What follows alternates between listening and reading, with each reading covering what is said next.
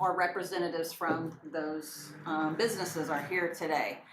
And what's even really neat when you look back is when this pool was built back in 1965, it started with a teacher. The donation started with a teacher who set up a fish tank in his classroom for students to drop change into that fish tank and raise money. Our very first fundraiser for this pool kicked off with a change war at the school. We didn't even know that. And again, it came full circle in that we started this revitalization effort almost identically the same way as it was started back in the 1960s. You know, a lot of people, I think, have probably looked at Facebook and the media over the last recent weeks, and some have interpreted things as a division, but our project absolutely is asking for a partnership. We're not asking to be divided. We're asking to bring this community together to support our pool and in saving our pool. And you know, I think that's really important to understand the team atmosphere that's going to take in saving this pool. We don't want to be divided. We want to be a group that works with the city, a group that can save this pool, and we can bring all of our expertise, all of our resources together to save this pool. And so I kind of want to talk to you about how we're going to do that and how we would propose to do that. You should have received a comprehensive plan in your packet of materials. And within that comprehensive plan, you'll see that we've came up with a 5-year plan for the pool and making it sustainable. That 5-year plan entails the first step of replacing the pool liner. If you turn to page 12 of your packet, that pool liner replacement is estimated at $175,000. And we have received 3 bids for the pool liner. When I was here before you last month, I told you I don't think we can get this pool liner replaced this year. That's changed.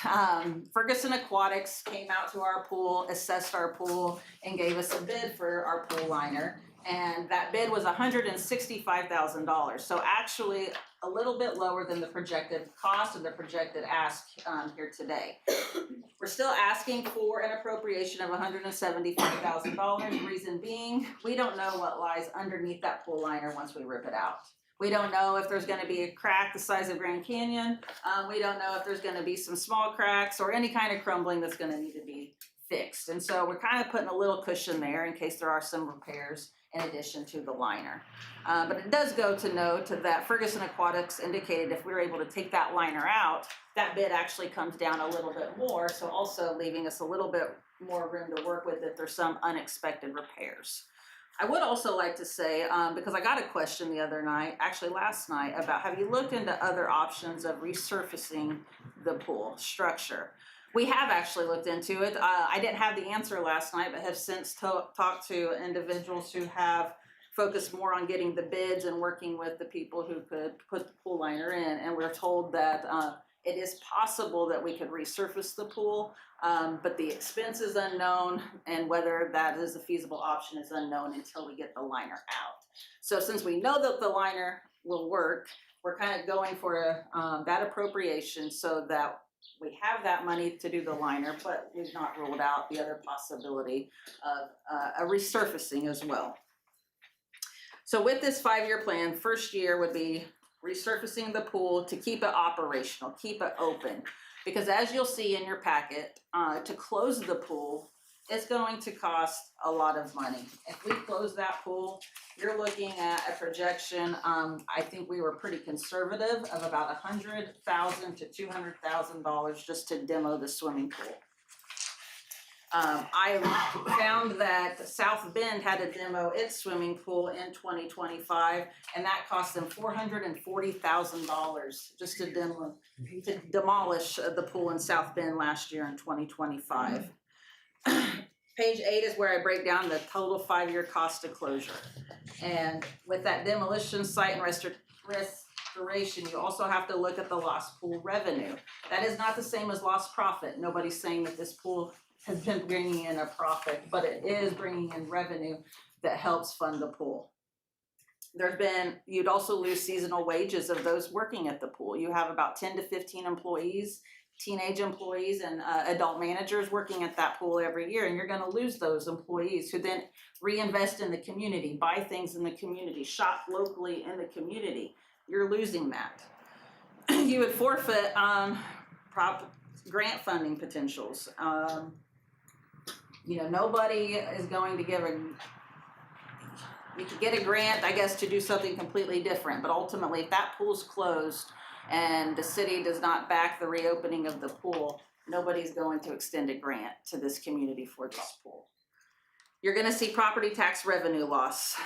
Ultimately, it is not a secret that homes that are close to nice recreational areas have a higher property tax value. You're gonna have to look at the interim closure costs. So mosquito abatement, nuisance abatement, and making sure it's not a liability for the city if you leave that pool open and not properly secure.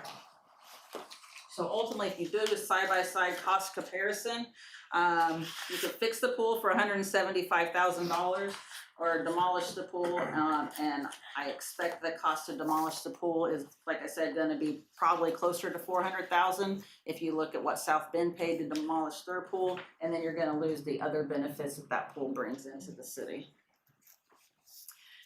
If we can keep this pool open and running, in year 2, we're looking at stabilizing and going for grants. We're already talking about some grants that we'd like to apply for this year that would be awarded later in the year, as well as some for next year. And if we can get that stabilization and those grants going, then we can look at the other repairs that need to be done with the pool. We'd be looking at filtration and assessment repairs, minor facility improvements, and expanding programming. And of course, if we are able to raise enough money, maybe starting to add in those fun features that increase revenue, increase participation and attendance at the pool. Year 3, by 2028, we're hoping that the city would see major improvements, hopefully before then, but if not, definitely in 2028. And that's where we're gonna be looking at really making some big repairs. And then years 4 and 5, continued repairs, continued improvements. This is a comprehensive plan that I believe is sustainable and achievable. It's not a $5 million project that we're trying to ask the city to get on board with. It is a project where we're asking the city to invest $175,000, and we're gonna work hard to raise the remaining $500,000 in addition to what we've already raised to date. It's important for the city to know that we have received a written pledge from 2 large donors that are willing to make large donations. However, they're not willing to do that unless the city backs this plan and the city is on board with working and partner with us and ultimately helping to secure the pool's future. They want to see that the pool is going to be repaired, the pool is going to stay open. And I feel like we could get lots more corporate sponsorships if they know that the city supports this project and we're working together. And again, this isn't a moment to be divided. This is a moment to come together to show the community what we can do as a group and as a whole. The proposal, as you know, is to pay the $175,000 from edit funds. I want to talk about edit funds. Edit funds, as you know, are economic development income tax funds. Those are taxes that have already been paid by the citizens and already received by the city. So our plan costs no additional taxes from anybody. It costs no additional appropriations or referendums. This is money that the city already has at their disposal. And as you know, there's $942,000 currently in that balance, unless since the last time I was here and now you've used some of that. However, $942,000 as we sit in this room today. This $175,000 ask is only a 19% ask. But what's important is that ask is going to be replaced almost in full in June of this year. In June of this year, the city is going to receive back in edit funds about $120,000. And by the end of 2026, an additional $120,000. And then in 2027, about $200,000, and in 2028, another $200,000. So if you take what's in that balance now and what the city's going to receive by the end of 2028, that's $1.5 million. Again, this is a $175,000 ask of a $1.5 million fund that is available to be used for the liner. And I believe your accountant's here today, and he can confirm, and did confirm, that edit money is absolutely something that can be used for the swimming pool liner. Is that correct, sir? Yes. And also he confirmed that, I believe in a meeting with us, that DLGF does not need to approve that. Is that correct? They would need to approve the appropriation if you don't have available appropriations for it. Okay. For those under live streaming, this is Gerald Hall, lawyers with Crone Associates. Yes. You can't see him on the screen. Oh, That's sorry. Okay. But ultimately, DLGF would have to approve it, and as long as the appropriation there and the city council approves it, we don't see a problem. Do you agree with that? Yes. With edit funds, it's for economic development. There's been some questions. This isn't really economic development, or things have been put out there that this isn't economic development because it doesn't operate at a profit. It's not a business that operates in the black on a regular basis. But I would challenge the city to look beyond that. Economic development goes so far and beyond the fact that it doesn't operate in the black or at a substantial profit. Economic development, you have to look at the big picture. You have to look at the fact that when people and residents decide to make Linton their home, they're looking at what amenities exist in the town of Linton that they want to raise a family in, that what's there for my family. They're looking to see, is this a place I want to live? Pretty streets and sidewalks with no amenities aren't going to convince young families to live in this area. They have to have amenities for their youth, like a swimming pool, nice parks, other recreational activities. I actually received a letter today from the Greene County Economic Development Director that she asked that I read in her place because she's ill and could not be here tonight.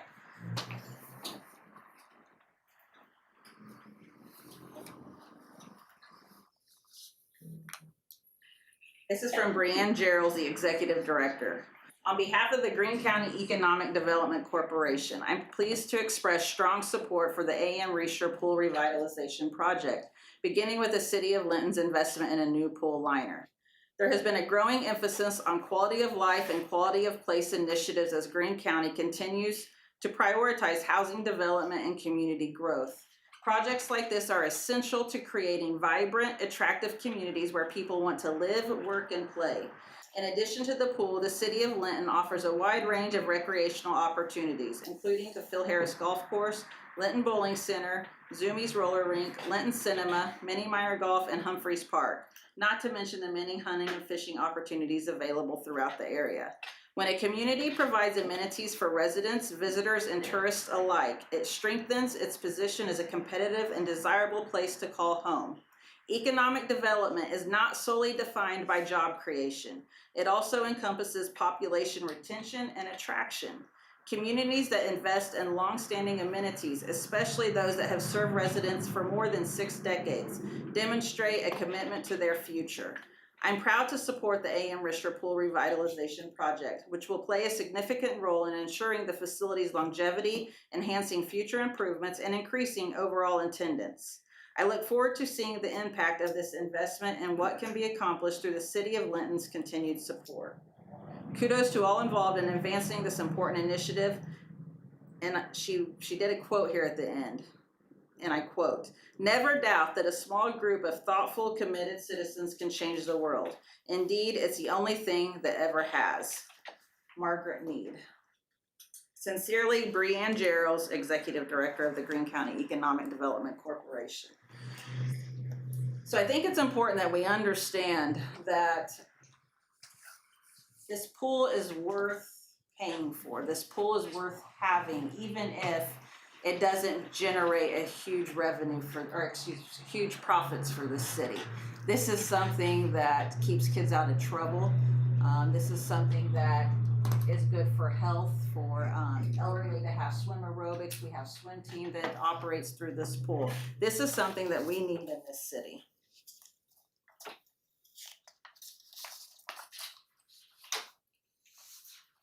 So with that, our request is that the city would ultimately adopt the comprehensive plan as well as agree to fund the liner with awarding the bid to the Ferguson Aquatic Center. But before I ask for a motion, I would like to leave you with a few thoughts.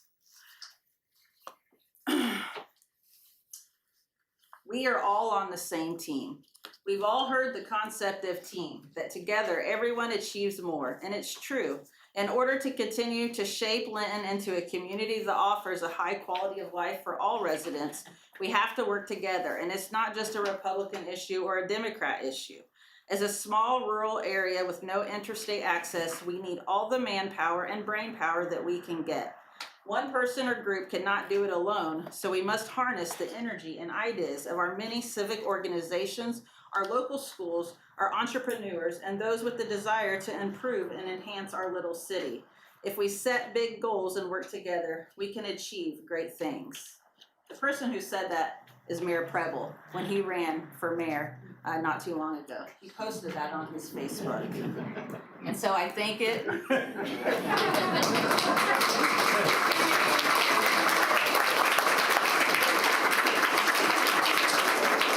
I think it is a testament to why we are here today and what we are trying to accomplish. I have a couple others that I'm going to quote. Mr. Saff, you stated when you ran at the meeting at the school, Meet the Candidates, you stated, and I quote, "I really just want to do the things that would help this city to move forward and to prosper. I've been able to have a lot of various community engagements, served on several nonprofit boards, and I really want to take that experience and that leverage and help move the city of Linton forward." That's exactly what we're trying to do. We're trying to partner with the city and work at moving this city forward and working to forward that and to prosper. One last quote, Mr. Newman. You will always be Mr. Newman. You will always be Mr. Newman. I said it comes full circle. I was here in March of 2025. March 14th, 2025, you stated at a council meeting, "Tonight was about children, volunteers, and parents." You explained, "You will not find a community the size of Linton that offers as many opportunities for children as Linton." And we are asking you tonight not take away one of those opportunities. And please adopt our plan and give us the appropriation so that we can work together to make this pool something great. Hey Ashley, you said you had the bids.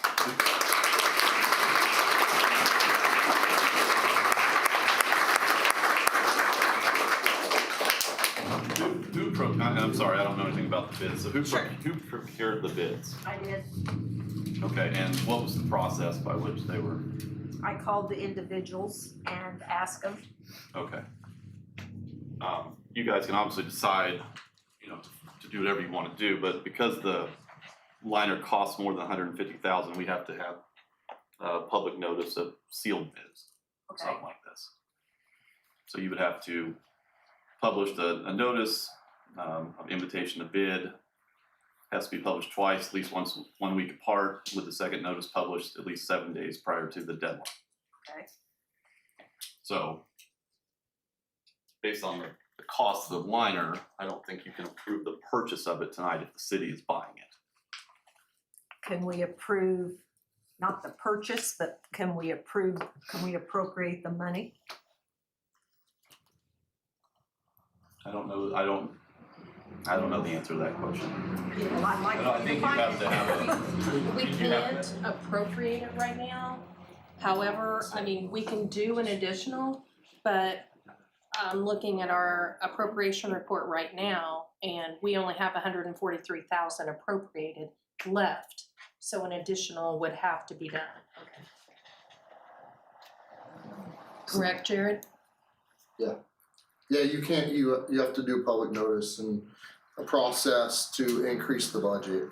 which is what you're asking, right, to give us the budget, yeah. So yeah, there's actually two public notice processes that would have to go through to appropriate and then purchase, or vice versa. Okay, I have a quick question. If we have 143 appropriated now, correct? Then could we come back with our sealed bids? What's 2 weeks, a month, whatever, and then ask for an additional appropriation? I think you can, that may be a Jared Claudia question more so than me. Jared, Claudia? So in order to do an additional appropriation, you have to publish the notice, the public hearing, set the public hearing, so you're gonna need an amount. Mhm. My recommendation, if we're using 143 as our current available funds, just start the process. If the council decides like not to exceed of an amount, we would just do the incremental additional appropriation.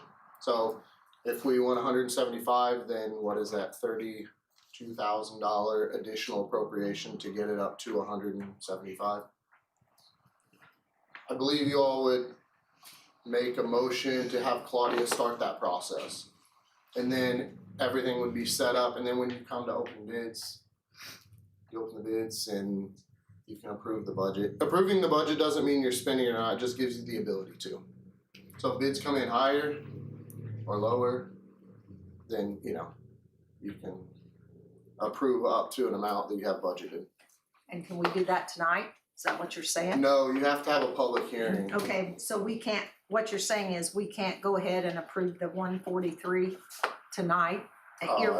Earmark it, or? Yeah, I mean, that's just kind of a general home rule, I guess, I don't know if They there's, already have it. yeah, they Yeah, have the yeah, budget. we for have it. Yeah. I mean, we have it, we have things that it's going for, so it that's- would need to That's be, the discussion, yeah. Yeah. Well, for the,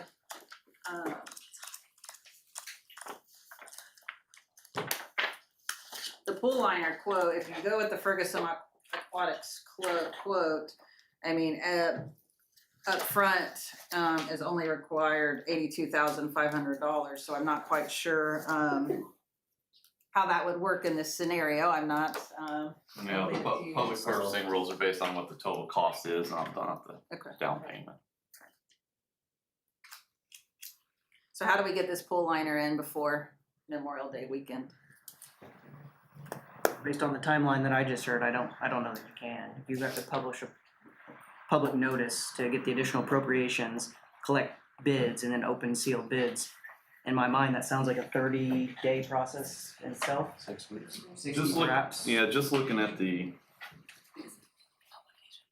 Yeah. It's hard to imagine. I have a question for you if I can. I think you can answer for me, Jared. If the council agrees we wanna do something with the pool, we wanna go forward with it. If we wanna go with the whole $175,000, we have part of the money we can use, the other part we don't. My opinion is, if we're gonna do this, I wanna go the whole $175,000 and do it at one time. Have the public hearing or whatever it needs to take, the mayor, Claudia can tell us, or Sam can tell it. And even if the 140 or whatever is still gonna take it, you're not gonna get open if you want the pool open on Memorial Day because of the new liner. And I'm not an engineer or anything, but if you want the new liner put in the pool, we have to go through the procedures of what Sam just told you. And you're either gonna open the pool up with a 2,000-gallon leak in it, because the pool's only gonna be open 2 months, let's say 3 months. But we can go ahead with the procedure, what we need and what it takes to get you the money, and you will know the money will be there for the liner when we can get it replaced or when you can get it replaced. So if we do that, the pool may have to open up with the leak, or if you want it in immediately, you're gonna have to shut the pool down, you can't open it. I mean, and that's up to the pool board. Sure. But I'm sure this council, the mayor and all of us, we don't wanna walk away from this project. I mean, you know, we wanna help the city, we wanna help the kids. But that, in my opinion, is what your options are gonna be. You know, I don't wanna fart around and go 143, come back later for the rest of it, if we're gonna do it all and get it over with. I'd like to add, so you making a motion, we approve the $175,000? That's what I would like to see. Is that a motion? That's a motion, I make that motion to approve it. Thank you, Mr. Richards. I'll second it. So motion's been made and seconded to approve the $175,000 to start the process. To And get Mayor, that, you can explain the process, Mayor. I get this bug out of my face. Yeah, the process, as we talked about, requires the open bids, sealed bids, and open it at one time for all three, or at least three minimum bids to go forward with the pool liner. I think what I'm hearing is this year we can get by with the patch pool liner, but looking at a full pool liner for next year to go forward with that, is what I understand Yes. the council wishes. My only question, Ashley, on your 5-year plan, on Yes, year sir. 3, you have filtration system replacement of 35,000. Last year, we got an estimate from Spear Corporation for 324,000 for a filtration system replacement. That's correct. If you recall, that was a salesman trying to sell the Cadillac of filtration systems, one that was going to be suitable if we did a zero depth type entry pool, if we needed a lazy river. It was so big and so grand that it could accommodate whatever this pool was going to look like in the future. Also, if you recall, when we asked for an itemization of what actually that entailed, we did not get one. And so we definitely have to have that assessed. I would like to have it assessed by somebody that doesn't have really any skin in the game as far as quoting a Cadillac versus something a little bit more reasonable and feasible. And I would like to kind of look around at options because some of these newer pools have experienced a lot of breakdowns of their more modern filtration systems. So I'm a little hesitant to put a lot of stock on that quote, but you're absolutely right. I think it'll probably be more than 35,000. I don't know as I sit here today what we're looking at, but Just the we're delta aware. between the two that caught my Yeah, eye. we're aware of an update that's going to be needed for that filtration system. John, I'd like to add, when that gentleman made that quote, he also said we could move this filtration system if we were gonna go to an indoor aquatic center. We could use the filtration system. So that was also included in that. And it included like all new guttering around the pool, lots of different things outside the scope, I guess, just of the filtration system itself. You mentioned the potential patching of the pool itself or different composure and composite on it. I know I talked to the mayor of Princeton and they did that 2 years ago and it was $200,000 down the drain because that did not work. Well, I thought you had said that, and that's what I told the gentleman who inquired last night, that we had heard from another company, or excuse me, another city who had done something similar, and I thought it was more, and I thought you had said it was not holding up well. But our problem with that, we don't know. We don't know until we take the liner out. And that's So- what concerns me, trying to rush in this year to put in a liner. We don't know what has to be done ahead of. Well, the liner would hold. The resurfacing of the pool, like we did the baby pool, and it's working. We resurfaced it. But a liner, I believe, would absolutely stop the leaks. Unless we got the Grand Canyon underneath the pool. We don't know the No, piping underneath it, that's true. But ultimately, yes, Mr. Richards? I'm sorry, the only other comment I'll make, because I'm talking about the liner here, okay? Sure. Now, your 5-year, your budget here, you're wanting towards it. You know, some things on there, questions that I have about it, I don't know about the rest of the council, but like, your, I think it needs to be tweaked a little because we don't know, like you're talking about here for year 1, operating budget $55,000. Are you talking about what is gonna be planned on our budget towards the pool? Yeah, we're just estimating, all of this is Because a, there's no thing. Some of this here, and one thing, like if we go the whole $175,000 Sure. on, year 4, you got water slides and things down for $75,000. I realize that's probably an estimate, but you're gonna have $60-some thousand left here from the very start that you might be able to get some of this stuff Absolutely. done. And this 4 or 5 year plan can be tweeted off where Right. a lot of can be saved. And absolutely. that's what I'm saying about budget, because we don't know what's gonna happen to the budget. We gotta look through what kind of money the city's got. Right, I think, my intention would be this would kind of be a work in progress, I could foresee amendments needing to be made as we go along. Ultimately, we needed to start somewhere with a roadmap of what we would like to If we do. give you okay, you know you're gonna get $175,000 for a lining. And the rest of this, you know, you're gonna pay to everybody here. And Tony, on this is not the pool, this is not the money from the city. This is the money we're gonna raise, our Right, I understand. revitalization. Okay, But I just wanted to make sure you knew And that. and you guys may know a lot more than I do. You're talking about you have some people want early donation. And I don't mean this wrong, but the old saying is, there's a lot of blue sky here. You can't say how much someone's gonna donate and how much you're gonna get in grants. No, absolutely not. With any comprehensive plan, it's typically a projection of what you'd like to see, what you'd like to do, but it gives you something to work for, kind of a We want- forecast, if you will. We want y'all to reach it, needless to say, so this is what we're doing for your start. We're giving you a hell of a piece of property here to start with. So, anyhow, that's it. The motion's been made to approve the $175,000, start the process through the $175,000. It's been seconded. Any other discussion? Do we have a plan every year for maintenance towards the pool? We have a plan? No. I don't think it's in the budget other than the operations of it. We don't allow so much money a year for the pool? We take care of it as it comes up, and that money comes out of the general fund.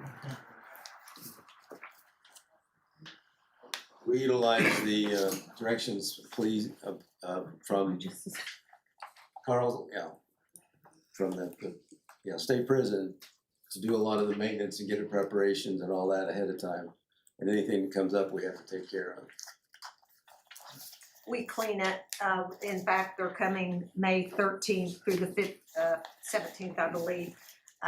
They come, they get the bathhouse cleaned, last year we painted. We get the pool drained and filled up, we get the baby pool going, we scrub the concrete, power wash the concrete. That's our maintenance we do every year. I know, I've done it. I know, I'm still doing it, Les.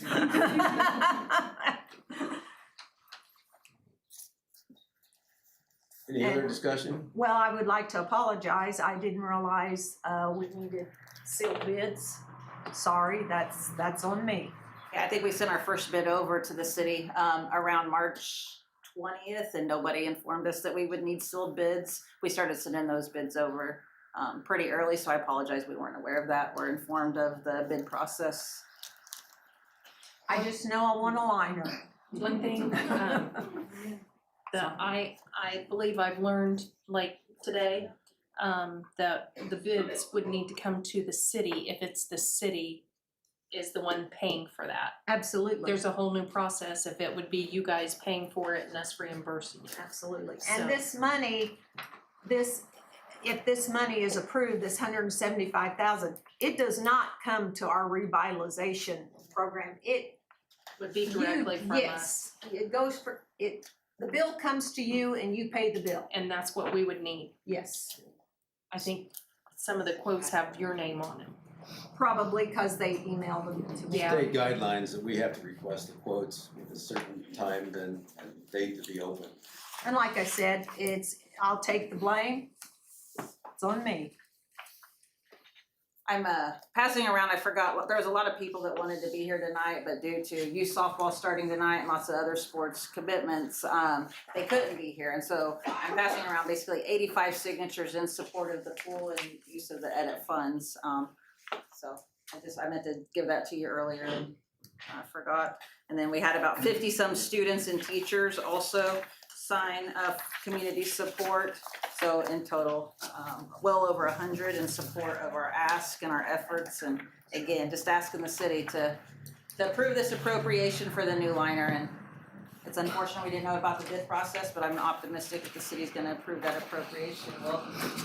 We'll work together, nicely together going forward. So one more time, the motion's been made to start the process to approve the $175,000. What has to be done with the bids and the increase in appropriation has been seconded. Any other discussion? One more question. Who decides the cost to get in? Does the pool board, and then we okay it? Yes.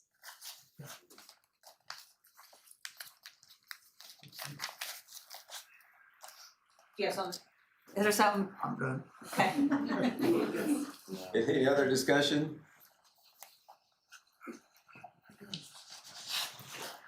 Call for vote. Celeste Newman, Yes. Linda Bedwell, Yes, hell yes. Tony Richards, That's my line. Yes. Greg Stout, Yes. and Ed Singleton. Yes.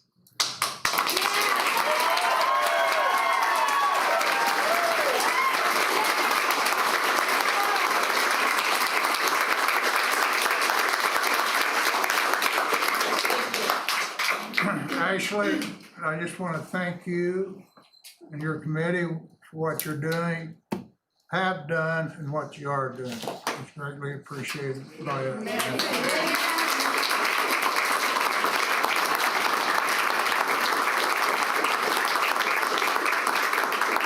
I also want to add a huge thank you. We had a comprehensive plan. We talked about it on a Thursday, and with Jake and Mandy Thatcher's help, we didn't have it tweaked, but we had it done on Friday, 24 hours later.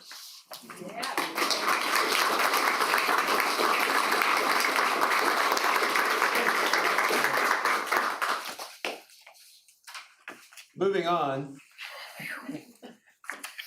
The next item on here is the mini golf lease. In your packet was the mini golf lease with the authorities to take over the mini golf course at the park. Make a motion, we approve the lease for the mini golf for 2026 to the Boweries. Motion's been made. I can't. Could you exit quietly, please? You the one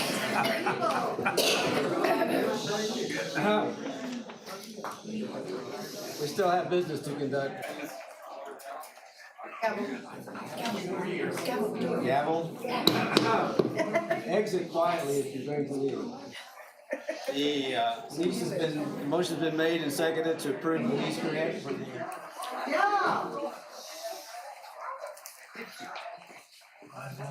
for the mini golf course. Any discussion? Are they here? Yes, they are. I just again want to thank you guys. You do a tremendous job, flood after flood after flood. Down trees. Tornadoes, down trees, we really, really appreciate it. I don't know if you know this, but Mr. Newman used to have the golf course, or the mini golf, years ago. And it flooded and flooded. As soon as we get cleaned up, it floods again. We just greatly appreciate what you guys do. Linda Bedwell, Yes. Tony Richards, Yes. Greg Stout, Yes. Ed Singleton, Yes. Les Newman. Yes.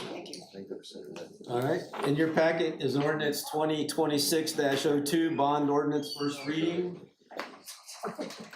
We have Brenda DeVries here to discuss this. If you have any questions regarding this bond ordinance. Drew. And Drew, yes. Your limit's off? Yes. So you gotta stand at the podium. We're gonna raise our rates so we can turn on the air conditioner.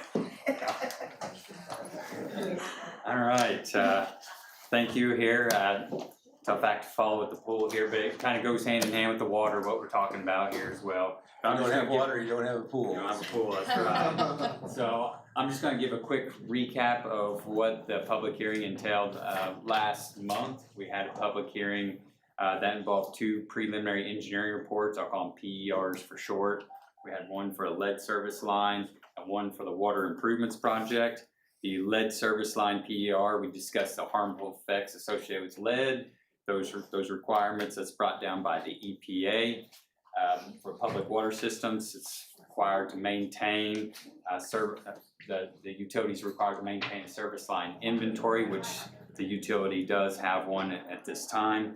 And then also requires a plan to remove the lead and galvanized lines from the system, and then ultimately replacing all lead and galvanized lines from the system by 2037. So the city currently has 78% of lead or service lines that are unknown materials. So the city has lots of work to do in identifying what service line materials those are. So the proposed project to ensure the city maintains compliance with the November 1st, 2027 deadline is identifying those unknowns first and foremost, and then the project will entail replacing any of the lead or galvanized lines. The total project cost estimate was about $6.8 million, and that the project will ensure no lead lines will be within the city limits after the work is complete. We'll make sure that the city's meeting regulatory compliance, and then also giving safe, reliable drinking water to all of its customers. The funding is expected to come from SRF through the IFA program. They have a 50% grant right now for the work and a 50% 0% interest for 20 years. So a pretty good program that they have established. The second PER that was discussed was the water system improvements, which was more of a holistic review of all the water infrastructure that the city has. The city has approximately 3,000 customers, 4 large wholesale customers. The utility maintains 4 raw water wells, a water treatment plant, 2 elevated tanks, and nearly 440,000 linear feet of water mains. So incredible amount of infrastructure underground. The theme of that report that we talked about of the needs was replacing aged and deteriorated facilities. Some of the water mains are over 100 years old, and we talked about the water plant being 90 years old nearly. So that was really the theme. From the report assessment, the highest priority project was identified during that last meeting. It entailed replacement of a raw water well, number 11. It was just rehabilitated in 2025, and it's reached a critical stage. It's only pumping about 57% of the capacity it was designed for, so it's in need of replacement. In addition, we talked about work on 2 transmission mains, the raw water transmission main, it's a 10-inch line, and the finished water transmission line, which is a 12-inch facility. They're both exposed in a ditch, which if they were damaged could create catastrophic failure for the system there. The project would also locate, test all existing valves and hydrants associated with the project. And the total project cost estimate was approximately $6.2 million for that work. So those are the 2 PERs we talked about. And then we also just briefly mentioned the through Indiana law, through House Bill 1459 was the asset management plan development, which engineering, working with the city staff, and the financial consultant, Jared there with Crone, we just finalized that asset management plan for the water facilities. The AMP's intention is to require utilities to identify and plan and prioritize for repairs and replacements with the system. So it kind of goes hand in hand with the water improvements PER, which much of the assets have reached and or reaching the end of their useful life given the age of the facilities. So the water improvements project would be the first step in addressing that asset management plan work. So those those are the projects we discussed. I just want to give you a real quick, brief overview and see if you had any more further questions for myself before we dig into, I turn it over to Brenda to talk about the financing. I'd like to thank you and Brent Slover and all Ross Gentry and everybody that's been involved. I know this just didn't happen overnight. Just appreciate all you guys' hard work. Appreciate that. Actually, I'm gonna go next. Yeah, we'll talk about numbers and then I'll talk about ordinance.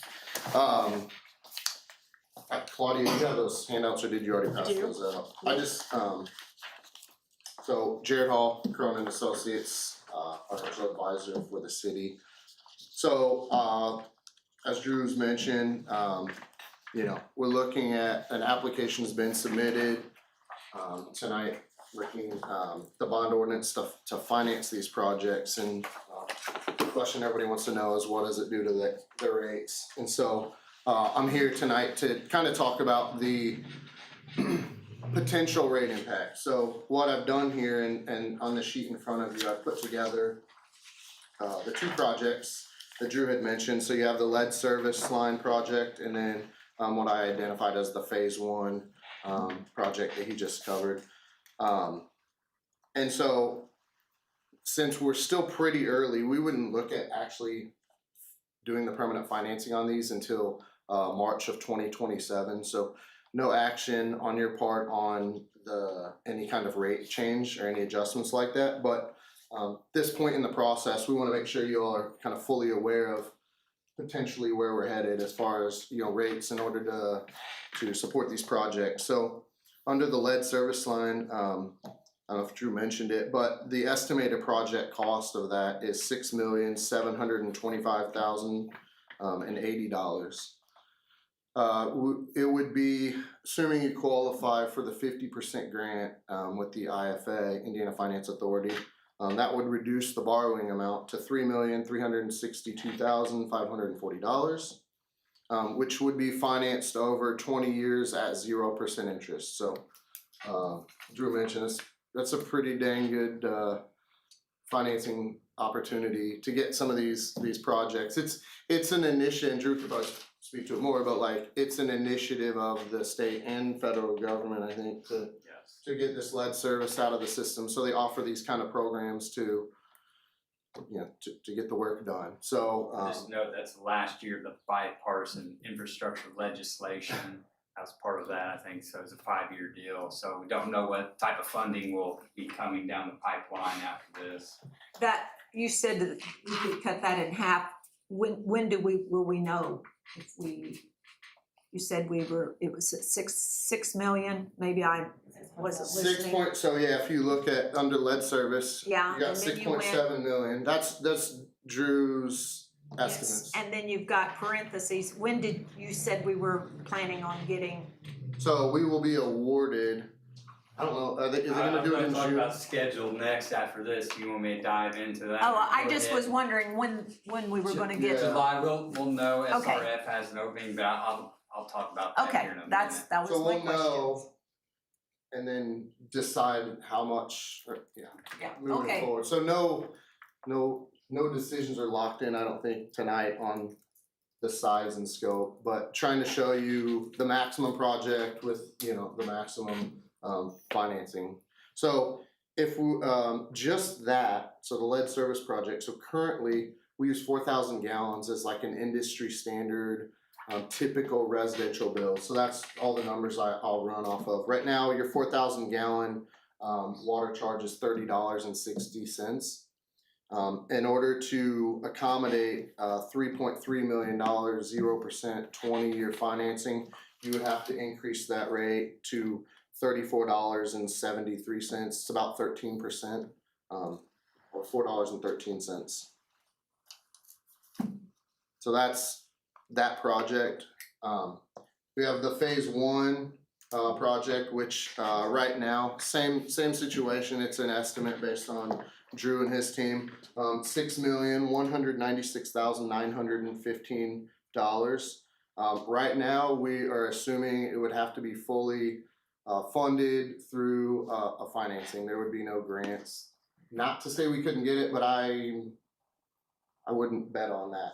You know, we always try, we always apply for it, but I don't want to sell you something and it's not what we get because I don't have any control over that. So these reflect the maximum project. So we would finance that entire amount over 20 years at right now the IFA rates are less than 3%. I think the model I used here was 3%. That would result in there's kind of it would take the rate to $41.76. So basically that project alone adds $7.03. So if we separate them and we only do one or the other, you know, the phase one project is $7.03 increase. The lead service is $4.13. If we do both of the projects, it's $11.16, which is the difference between the 41 and 30 and $30.60. So tonight, we're not asking for any action on the rates. I think the way the process would go is the bond ordinance, we'd get it introduced. Assuming you know what you know, so you understand that when we get to the point of we know the final project costs, we know the final financing package, that's when we come back for kind of a formal rate adjustment. I expect it to be within this range given all these things. I can't control construction costs and some of that stuff, but I know us, we all try and be conservative in our estimates and projections, but we just wanted you to be aware that you know these projects, that's what it translates into as far as the rate impact.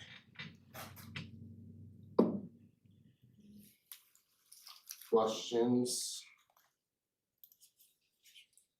I have a question. I think I know the answer, but I want to clarify it just to make sure. With this increase, this water increase, our numbers are used. No, I think I just answered my question. I was saying this will not affect our sewage rate, but it won't. That's correct. Okay. Yep. I got it It's figured just out. be the water. Yeah.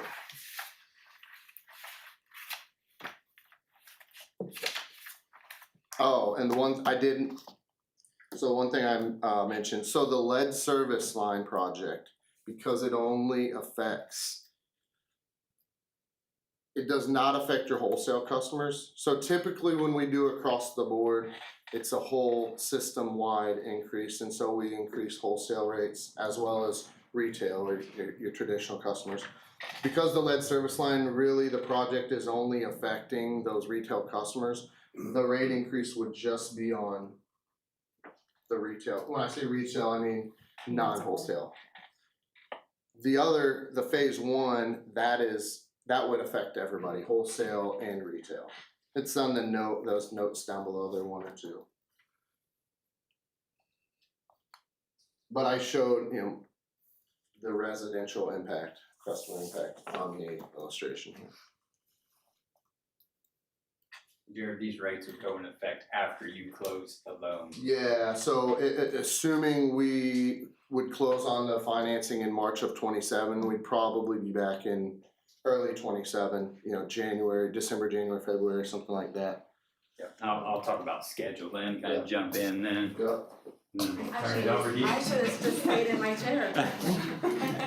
So the schedule plays a role with all of these elements here, so before we turn it over to Brenda here, but so SRF, this probably answers some of your questions, Linda. So SRF, we applied, right, April 1st, so that was the deadline that we had to meet. So both of these projects are in SRF's hands right now, so they're gonna review them. And then they have what they call a project priority list, the PPL list that comes out, and it's usually comes out in July, is when that early to mid-July, and then that's when they score and rank the projects. So usually the higher tier projects are the ones that are going to receive the funding. It's all based on a scoring criteria matrix, if you will. So we'll have a pretty good indication of where the city's project sits. The lead service line one's a little bit different because it's a newer program, and historically they've funded all of those projects. Now, there could be an influx given the last year and what everybody's been receiving in funding. Maybe they don't. I don't know that. That's out of my realm there. But so they'll score them in July. So if you do score high enough on the projects, the SRF will come back and say, when can you close on the projects? And you have to close within the fiscal year. Fiscal year is 1 year from July 1 to June 30th the next year. And when we meant close there, that means you have to have design, permits, any land acquisition, complete receiving construction bids, and then establishing the rates as well, all have to fit within that time period. So it's critical to get going on these projects because they're very good sized projects in order to meet the deadlines. If you don't start the process sooner, then you may not be able to meet those funding deadlines. So if you scored high and potentially have grant money or a good financing package, if you can't close and meet those deadlines, you have to forfeit on to next year. So that's why it's critical to get the process started early. So typically design on this one we have set up for about 7 months to complete. Bidding takes an additional 2 months, and closing is additional 2 to 3 months. So that's a full year right there to get these projects ready. That's assuming the last quarter closing. Let me back up. The schedule that we have for the interim financing, which Brenda will talk here, is to set up in June or July. End of June. In June, so that would put us at a very tight timeline to get the projects to meet the closing deadlines. So I just wanted to share that information with SRF and how the overall projects and schedule is impacted. And I can turn it over to Brenda here. Could you, this lead service, this is not something that Linton just came up with. This is federal, correct? That's correct. It's Yeah, brought down to the EPA. We don't have a choice. Yes, you need to get it done. And plus Yes. it's for your citizens and constituents to provide safe drinking water as well. So yes, but it's brought down from the federal level. Yeah, we just Yeah. didn't come up with this to raise water rates. This is something that is from the federal government that we have to do. Yes, it's a regulatory compliance mandate. Yep. Thank you. Welcome. Hi, good evening. My name is Brenda DeVries. I'm an attorney with Bose McKinney and Evans. And we're working with the city as bond counsel on this project. So I'm just gonna follow up with what Drew and Jared explained. This is 2 projects, so the ordinance in front of you tonight for your consideration involves both of those projects, and you'll see a high-level description of those projects on the Exhibit A, which is about halfway through the ordinance. Claudia, do they have the ordinance in their They packet? do. Okay. Did you also include the timetable and checklist that I sent? Yes. Okay. So maybe I'll start with the timetable and checklist then, just as a high-level overview. As Drew mentioned, in order to get one or both of these projects rolling, it involves design and other things that have to start prior to being able to bid it, figure out what the rates are gonna be, and get a closing date on the calendar for the bond issuance. So in order to finance the engineering and other preliminary costs, a lot of communities go through and they issue what's called a bond anticipation note, or BAN for short, BAN. So it's essentially, you can think of it like as temporary financing and an interim financing or a bridge loan. Sometimes people are familiar with those. So that's the timetable in front of you tonight in order to allow the engineering and some other preliminary things to start happening. So tonight we have the bond ordinance scheduled for introduction. And then in May at your council meeting, it will be in front of you for consideration for adoption. And then we will coordinate with Jared and put together some essentially bid packets to circulate to different potential purchasers for this ban. And that will happen in June. The bids will come back. I'll prepare the closing documents for the ban. And we have an estimated closing date of the end of June, so June 30th. For this interim financing. I think the exact amount of that ban can be figured later. I don't know if you guys have a ballpark, what it would Is it be. 750 to 750. a million? Do both of them, I think. Sorry. Yeah, I think Okay. that's what, yeah, it was, I wanna say it was around there, it was around a million. Yeah, just under a million maybe. So that would be the proposed ban issuance. So that's the timetable that's in front of you, and then once we get through the ban, see where the city scores with the SRF applications that were submitted in July, as Drew referenced. And then we can work on establishing a tighter, more detailed closing schedule for any bonds that the city will issue. Right now, there's just kind of too many unknowns to put hard and fast dates to those. So the first step for pursuing one or both of these projects is to get the ban issued. So that's the timetable that's in front of you. Do you guys have any questions about those steps before I move on to the ordinance? Just as long as you know what you're doing. Okay, well, I've been doing this for about 14 years. So I love working with communities all over the state. Okay, so we'll move on to the introduction of the bond ordinance. I'll just hit the high level points in here. So this is an ordinance concerning the construction of additions and improvements to the city's waterworks system, and approves the issuance of revenue bonds. That's gonna be later. And also approves the issuance of the bans, which would be the first step. So you'll see here that the maximum cost of the project that you guys are authorizing via this ordinance would be $14 million, and that's inclusive of both projects. And then also the highest amount of bonds or bans that would be issued would be 14. But as we talked about, we anticipate there would be grant funds and other things applied to take that cost significantly down from that high ceiling parameter. So the way that this bond ordinance is drafted, it allows maximum flexibility, both in terms of timing. You could do one project, you could do both projects.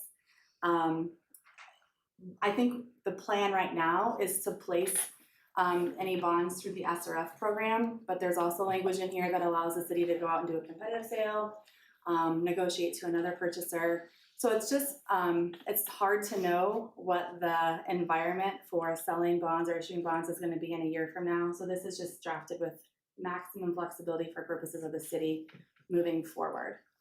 So let's see. Exhibit A, like I mentioned, has the project details. Exhibit B is a form of financial assistance agreement. That's about half of this document.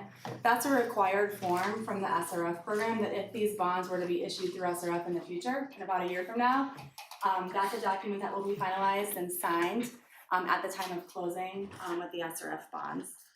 So I just wanted to make sure that the city understands that the parameters in here, the $14 million is a maximum not to exceed, both in terms of project costs and the bond and ban issuance. Also, we have, the bans would go out for a maximum of 5 years. We'll anticipate being much shorter than that. And then the bonds, we're authorizing those for a maximum of 35 years, but that all depends on the exact portions of the project that are financed. And some of those are 35 years through SRF, and some of them are 20, 25 years, depending on the useful life of the project. So you'll see references to that on page 5. Also, a few pages in, page 10, there's a form of the bond, so you can see what the actual bond will look like, what the actual debt instrument will look like once we get to the closing of the bonds, if the city decides to pursue financing that route. So if you have any questions, please let me know. I'm happy to answer that about the ordinance or about the process moving forward. Again, this is just the first reading of the ordinance. Okay. It'll be on the agenda for May's council meeting. Thank you. Thank you. Thank you, Brent.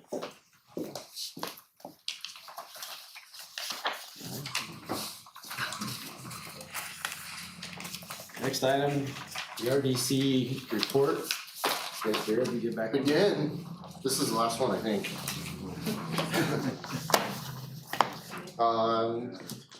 Good evening, Jared Hall, Cronin Associates. In your packet, you should have a report that looks like this. So the statute requires that every year the redevelopment commission prepare an annual report of their activities. So this is a report on their 2025 activities. And then the legislation also requires that it be presented to the council. So I'm here to present this on behalf of your RDC.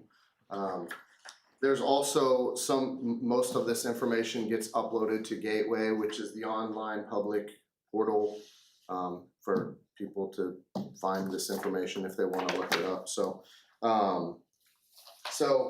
if we go ahead and flip to the first page there, Appendix A. So we've listed here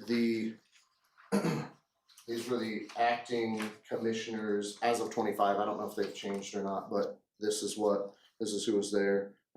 Keegan, Jennifer, Cheryl, Jathan, Mark, and Jared. I think a few of those positions have changed. Yeah. Well, Is that- this is that- 25. Oh, okay. Yeah, so I this was is all 25 Okay. information. You didn't have any employees, regular employees. And then item C, if you look at the next page, we put together, they didn't have a lot of activity, but we can see that, they started 2025 with $231,000. They generating a TIF of $75,433. Had a couple of expenses related to professional services for $1,790, and a capital outlay citywide beautification projects of $28,000. So they ended 2025 with $176,284. 276,000. $276,200. How much did I say? 100. It's hot in It's been a here. long day. It's hot in here. I don't know if it's better to have the door open or closed. It's hot out there.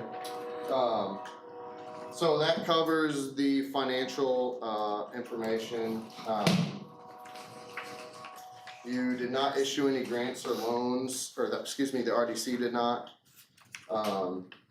Item E, I kind of flipped back to that Appendix A. Item E, same thing, talk about the cash balances. Are you the professional service there? Probably. Okay. Probably for this, and there's some other reporting requirements. They just keep adding them Yeah, to they do. everybody all the time. And then you guys did not create a residential TIF housing program. Excuse me, the RDC did not create a residential TIF housing program in 25. So Appendix C, that's where we would report debt. There's no debt. And then Appendix D is the parcel list for those parcels within the TIF area, and it shows the gross net AV, base AV, and captured AV, so you can see that. And that list gets uploaded to Gateway. Other than that, is there any questions? Les? Got it? Alright, thank you. Thank you. This does not require action. Yeah, that's right. You just have to listen. All right, next item on the agenda is sewage truck. That information is in your packet. It's a bid from Sourcewell, which is, as I understand it, state required It's a state bidding service. state program Yeah. that does not require the bids as per the liner. So the package is basically the trading in, I think Tommy will talk a little bit more briefly about it. The full price on this, which gives us a lot of capability across all departments, is $347,720.50. The money, since we can use it in all departments, does all departments pay for it? Yes. Okay, good deal.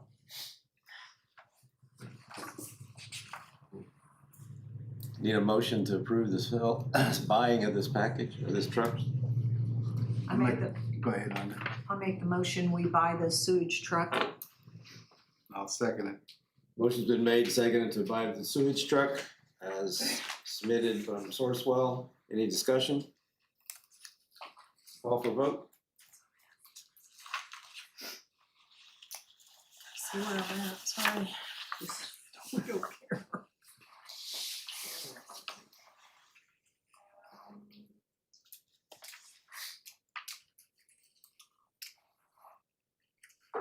Tony, Yes. Craig Stout, Yes. Ed Singleton, Yes. Les Newman, Yes. Linda Bedwell. Yes. The last item on the agenda for new business is resolution 2026-07. The EMA director briefed you last month on the mitigation plan, the county's mitigation plan, and this is a resolution that the council will accept that mitigation plan, which will allow us to have access to FEMA opportunities in any disaster in the future. This is what I put in front of your desk or in your seats for all of you guys at the beginning. I make a motion, we adopt the 2026-07 EMA mitigation plan resolution. I'll second. Motion been made and seconded to approve the 2026-07 resolution for EMA mitigation plan. Any discussion? Call for vote? Craig Stout, Yes. Ed Singleton, Yes. Les Newman, Yes. Linda Bedwell, Yes. Tony Richards. Yes. All right. John, we Yes. forgot to adopt the 5-year plan. I think we got so excited for the pool. We just approved the pool liner and we did not adopt the comprehensive We got plan. excited and we forgot to ask about whether the comprehensive plan was being adopted or not. It just helps us with our fundraising. Yeah, so basically the comprehensive plan, it helps us with grants more than Yeah. anything. Ultimately, that comprehensive plan, it's not a binding document, it would be rather a framework for us to work from for the next 5 years and give us kind of a framework. I mean, that's what it is, and a comprehensive plan is just that. What's the basis for your assertion that it's not binding in any way on the city? Say that again now. How is it, I mean, that was my question, the first time I saw it was today, but you said it's not binding, and I'm just curious if it says that somewhere in there. Well, first and foremost, our organization isn't part of the budget process, and so I guess I wouldn't see that this would be a binding agreement for the city for budgeting purposes. Mainly, it would be just a commitment to keep the pool open, if more than anything. But ultimately, most grants do require some kind of comprehensive plan that the pool, if we're going for that, be involved in a comprehensive plan. To my understanding, I don't know if the city has a recent comprehensive plan that addresses the parks and pools, and They have a so. part 5-year plan, yes. Well, they did draft that, but I know they were making changes to it, and I don't know if it's been formally approved or adopted. I don't think I we don't have think the yet. updates to it have been officially approved. So we're trying to get something to work for so we can hit the ground running tomorrow on grants, ultimately. I know at one time the city had a comprehensive plan, 2015 maybe? Yeah. Yeah, 14, 15. But 15. yeah, this would just be the same as the park has, except for the pool. It's just something we need to be able to apply for grants, so. Well, my concern with that, Linda, is that this wasn't developed by the city though, or the Nope. pool, it was developed by a third-party organization, which I understand is supporting the pool. Which, isn't that the same as what the park board's doing? No, you privately owned 501c3 and a Okay. subdivision of the city are two totally different things, but So when the park board does their Friends of the Park 501c3, they don't use they have a comprehensive plan, don't they? right, but I think the park board adopted the plan, and on this plan, again, I saw this today, you guys can, it's up to you guys what you wanna do with it, but having not had the chance to review this, I'd like to give it more of a look than I can do right now, but that's up to you guys. I'd like to make a motion that we take a look at the 5-year comprehensive plan and put it on the agenda for May for consideration. Hey, you got somebody in the back. Motion's been made and seconded to put the 5-year plan on the agenda for May. If we were gonna try to do the liner approval in May, I think that makes a lot of sense to do it together. Any further discussion? Call for vote? Tony Richards, Yes. Greg Sapp, Yes. Ed Singleton, Yes. Les Newman, Yes. Linda Bell. No. I want it approved today. I'm a little hard-headed. Really? Just almost. All right. Mr. Drummond, I'll get you, maybe an editable a copy that could be edited That'd be and great. work together, would that work? Sure. Okay, Did we ever get that in memorandum, like MOU done, memorandum of understanding? We never got that I done. don't think anything would have been finalized on that. I know we asked last year. And as department heads reporting, Last one here, first one up. We're just kidding, I was hiding in the back in the air conditioner the whole time. Of course you were eating donuts probably. There were no donuts on this. Just candy, Do what? just candy. Just a little bit candy. Paul Clark, Chief of Police, our statistics for March of 2026 are as follows. We had 848 calls for service, which has initiated 495 police investigations. And 92 of those were traffic stops. And we gave out 4 citations on those 92 traffic stops. Wow, So, that's not a good ratio. depends on your perspective. Really? Depends on your perspective. Don't stop me when I go through the stop If you sign. wanna be 5, I'll make a call. Hey, it's been a long I day. understand. I don't have any other statistics or reports to give. I'll stand for any questions. Thank you, guys. Thank you. fire chief?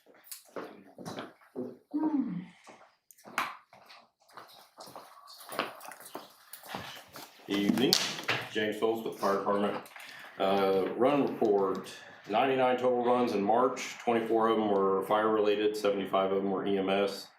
The breakdown in that, fires, in the fire calls, there's 1 structure fire, 4 motor vehicle accidents, 2 gas leaks, 2 fire alarms, 1 illegal burn, 2 brush fires, the other 2 were just calls for service, or other 12 of them were calls for service.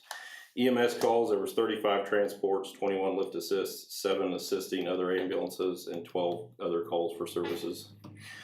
In March, we hired our 9th man. He is on shift currently. He's got a little bit more training. Next week, he should be off and be on our 3-man with me and Donnie. We also received our new radios that were bought with the Smithville grant. They have been issued out and we're using them today. Then I also ordered the last of the training equipment that was given to us by a grant for the Indiana Fire Academy. It's purchasing additional training mannequins, a smoke machine, and it updated the enclosed trailer that we have that transports training props. So that is all I've got for today. If you guys have any questions. Appreciate everything you and the police do. No problem. Ross? Gas and water?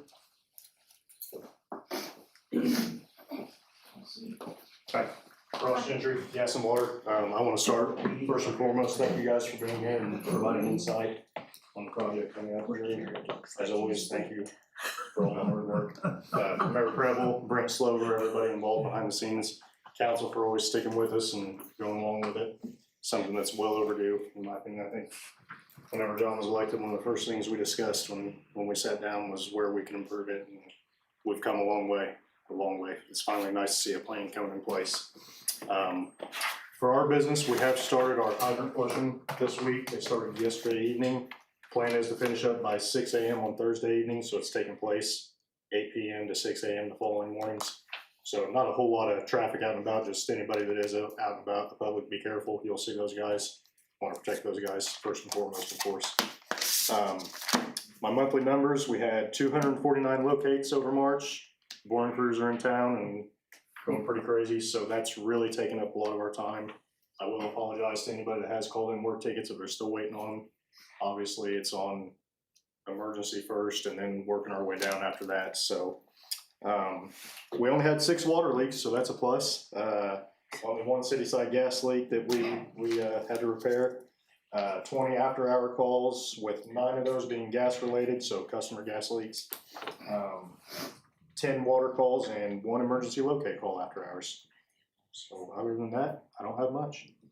Any questions?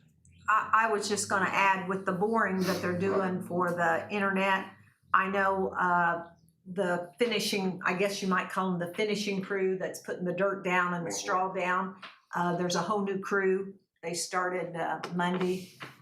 So the old crew's gone, so if you do have problems, things weren't getting done quite right, so there's a whole new crew in, and I'm sure if you call City Hall, if you've got a problem, they'll take care of it. Yeah, and the kind of the main guy over that, the main foreman, I found out that he's been released as well, so we're pretty much dealing with a whole new cast now. So I'm trying to get in touch with those guys. I don't know if Tom's made contact with them yet or not. He can probably explain I have. if he has. You have? So, well, you're ahead of me then, so. Right. We all like those colorful flags on the back. Yeah, and we know it's mowing season. We just ask people, you know, if they can weed eat around them without disturbing them. If you do disturb them, don't know where they were at, make the call. We can come out and replace them pretty quickly. So, all right, thank you guys. Thanks, Ross. Tommy?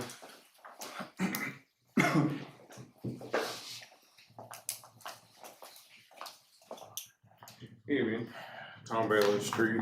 The sanitation department is right on the schedule this month, completing the residential trash along with our scheduled dumpsters. I would like to say thanks to the laborers in the street department for stepping in and helping. The teamwork is greatly appreciated. The wastewater department is operating as normal. We did have to clear up 2 large blockages. I would like to remind citizens that the flushable wipes is one of our biggest issues. I know that you know it. And even though they're marketed as flushable, they do not break down. So they call this our biggest one. We had to dig quite a one out. We also completed over 2,300 feet of sewer line camera inspection. In addition, we assisted with new construction to help attaching the abandoned taps. This helps preserve our older sewer lines by preventing unnecessary new taps and additional holes into our system. The street department's been keeping up with road repairs and patching as the weather is scheduled allows it.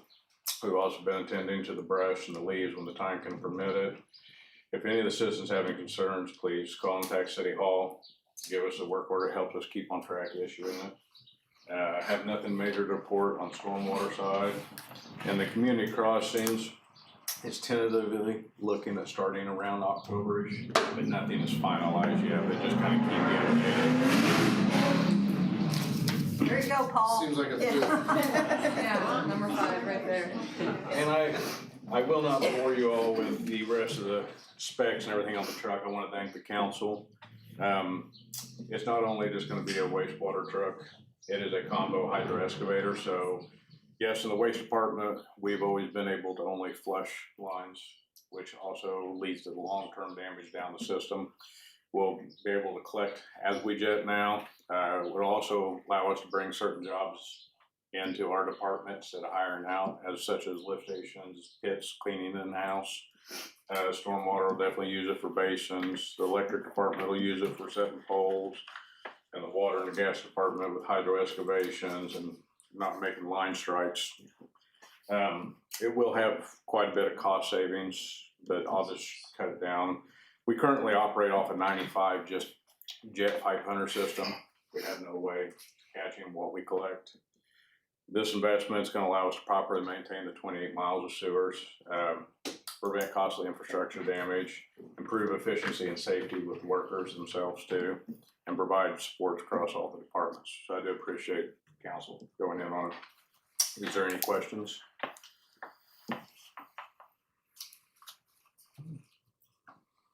Thank you. When is the cleanup day? Saturday. So cleanup day is this Saturday, 18th. April 18th, with the rain date of April 25th, And where's that at? down on 12th Street Recycle Center.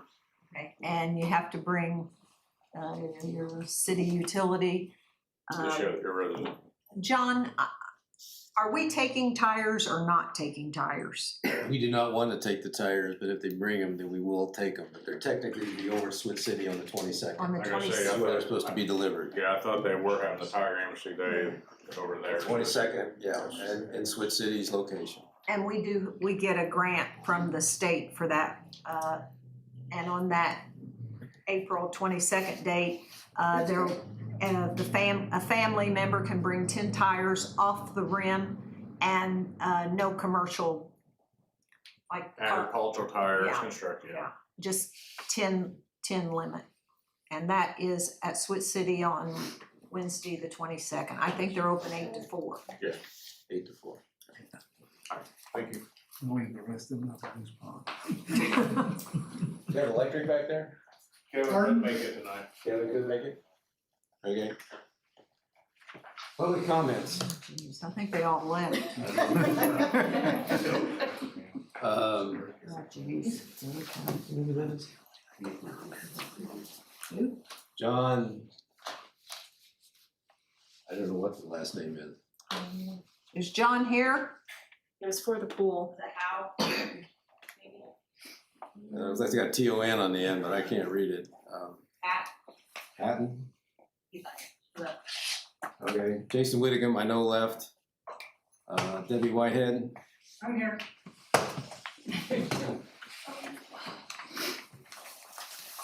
Got a 3-minute timer, by the way. 3 minutes, huh? 3 minutes. Okay, I'll talk fast. I wanna thank you guys, and I wanna thank Ashley and her crew. They've worked hard, and I know there's been a lot of community support.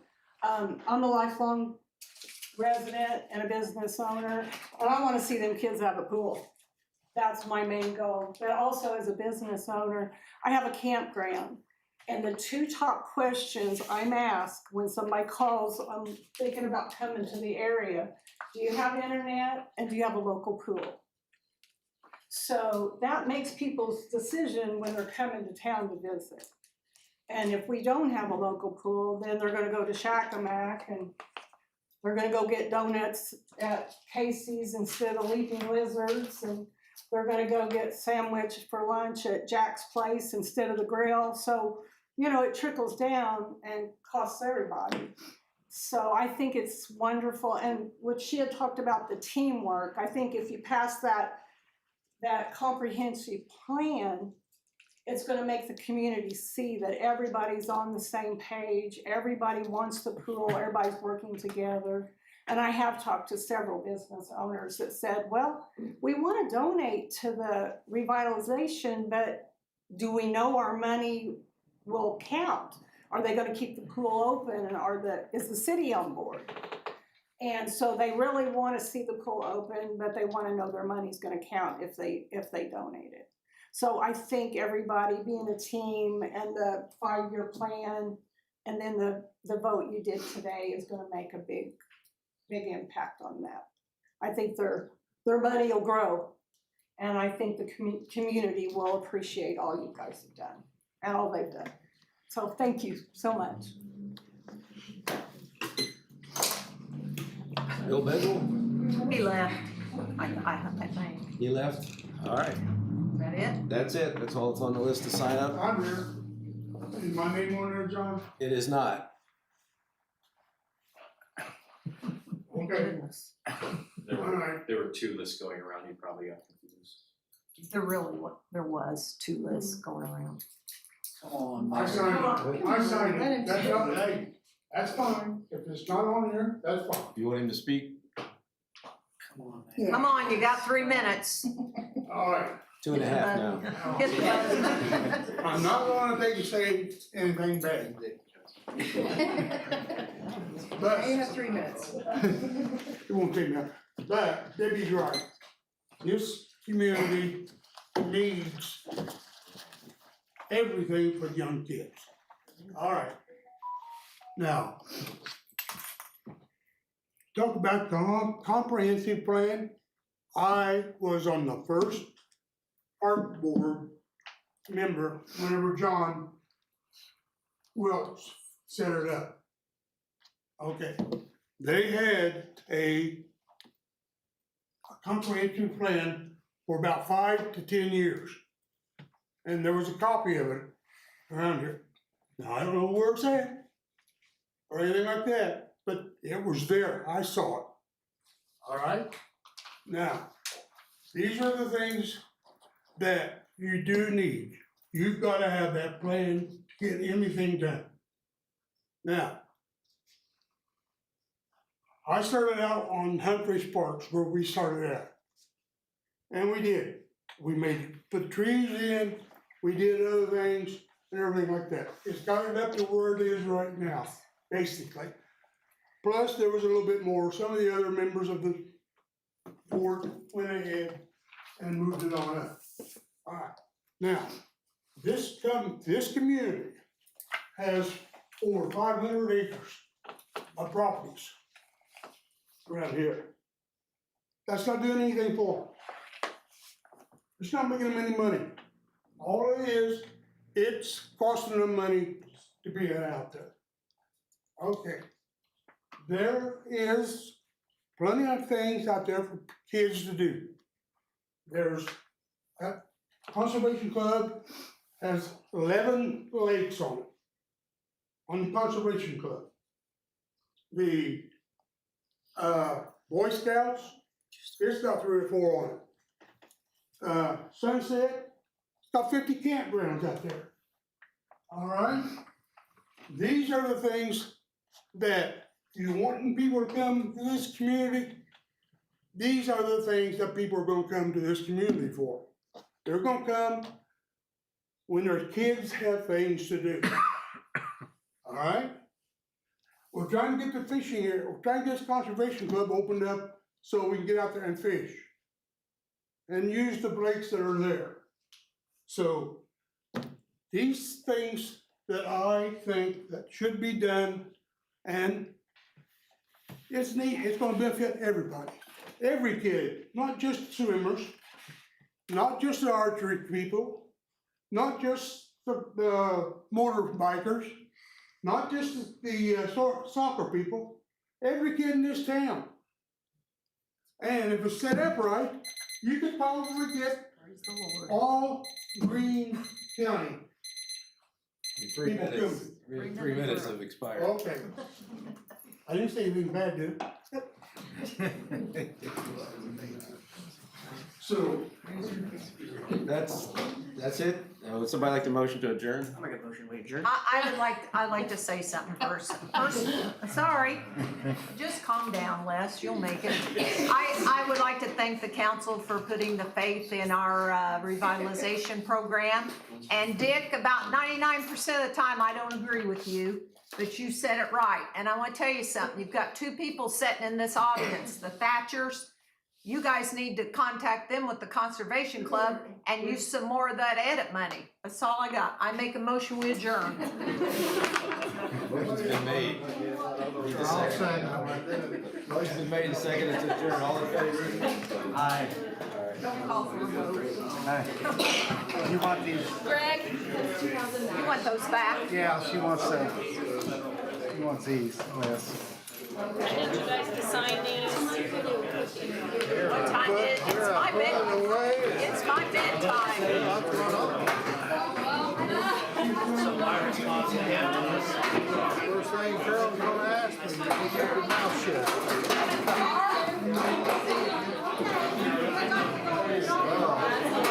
I'm Jared, Aaron. Yeah, I texted him, I was like, I was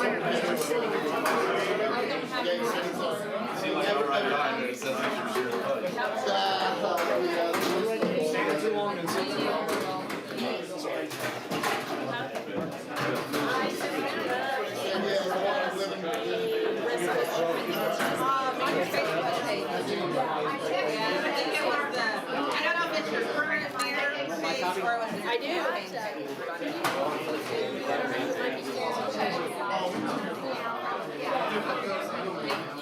Thanks, Sam. How are you, sir? I'm gonna do sometime. I'm in Green County housing. And I'm also on a water board for Eastern Green, so Eastern Heights, so we supply water. Yeah. What's going on here? I know you're in that world. I'm originally I own land No,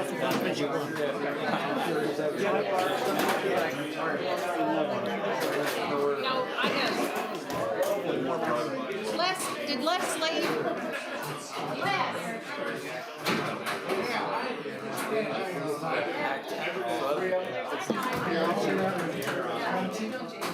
Got one to sign.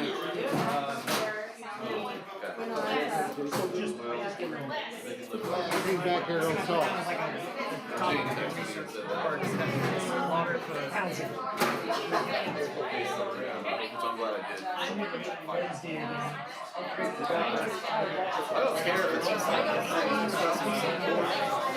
Says it had your name.